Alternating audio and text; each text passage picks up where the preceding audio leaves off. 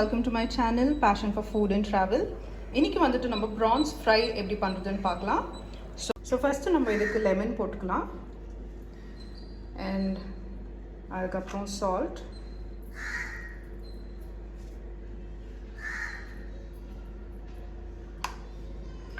turmeric powder கொஞ்சம் போட்டுக்கோங்க.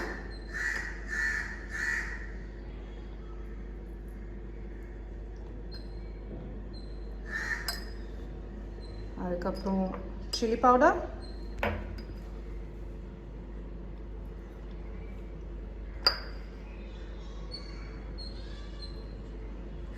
ஒரு 2 ஸ்பூன்ஸ் போட்டுக்கோங்க chili powder. உங்களுக்கு chilies ஸ்பைஸ் எப்படி தேவையோ அது தகுந்த மாதிரி போட்டுக்கோங்க. and ஜீரா பவுடர் வந்துட்டு 1 ஸ்பூன். இதெல்லாம் நான் சின்ன ஸ்பூன்ஸ் வச்சுருக்கேன். this is not teaspoons, இதெல்லாம் குட்டி ஸ்பூன்ஸ். நெக்ஸ்ட் பெப்பர் பவுடர் போட்டுக்கோங்க, ஒரு 1 small spoon.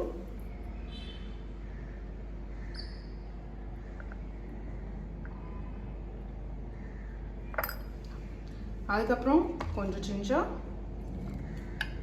paste,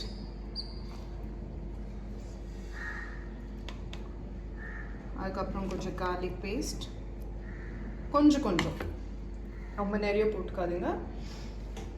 அதுக்கப்புறம் நம்ம இங்கே கோகம் அண்ட் புளி தண்ணி மிக்ஸ் பண்ணி வச்சிருந்தோம் இல்லைங்களா, அதை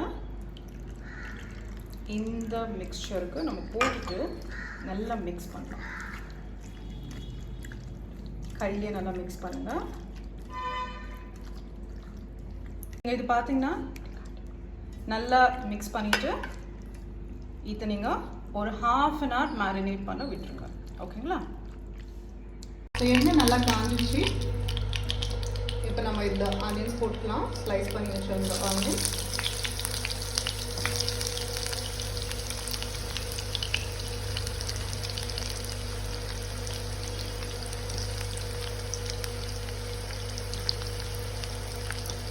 ஸோ நம்ம இது போட்டுட்டு நல்லா ஃப்ரை பண்ணிக்கலாம்.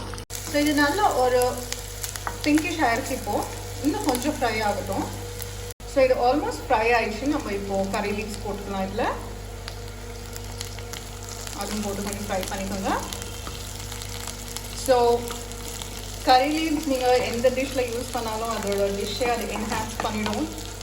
So it's very nice to use கறி லீவ்ஸ். ஸோ மறக்காமல் நீங்கள் அதுவும் யூஸ் பண்ணுங்கள். அதை ஃப்ரை பண்ணுற டைமில் யூஸ் பண்ணுங்கள், இன்னும் நல்ல ஸ்மெல் வரும். நெக்ஸ்ட் நம்ம வெட்டி வச்ச பூண்டு போட்டுக்கலாம். ஸோ நம்ம ரொம்ப தின்னாலாம் சாப் பண்ணல, பெருசாகவே போட்டுட்ருக்கோம். பிகாஸ் அதோட ஃப்ளேவர் அது அப்படியே இறங்கட்டும். மேலே சால்ட் போட்டுக்கோங்க. ஞாபகம் இருக்கட்டும், நீங்கள் மேரினேஷனில் கூட சால்ட் போட்டிருக்கீங்க. ஸோ பார்த்து போடுங்க. ஸோ இது நல்லா ஃப்ரை ஆயிடுச்சு. இப்போது ரொம்ப இம்பார்ட்டண்ட்டான இன்க்ரீடியன்ட் நம்ம மெயின் டிஷ்க்கு ப்ரான்ஸ் மேரினேட் பண்ணி வச்சுருக்கோம் இல்லைங்களா, அது இப்போ நம்ம இதில் ஆட் பண்ண போகிறோம். நம்ம இது 2 hours மேரினேட் பண்ணி வச்சுருந்தோம். நீங்கள் ஒரு 30 minutes பண்ணால் போதும்.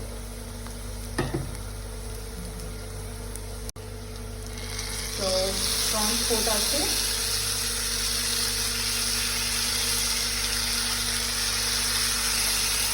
ஸோ ஃப்ரெண்ட்ஸ், நம்ம மிக்ஸ் பண்ணிக்கலாம். ஹை ஃப்ளேமில் இருக்குது.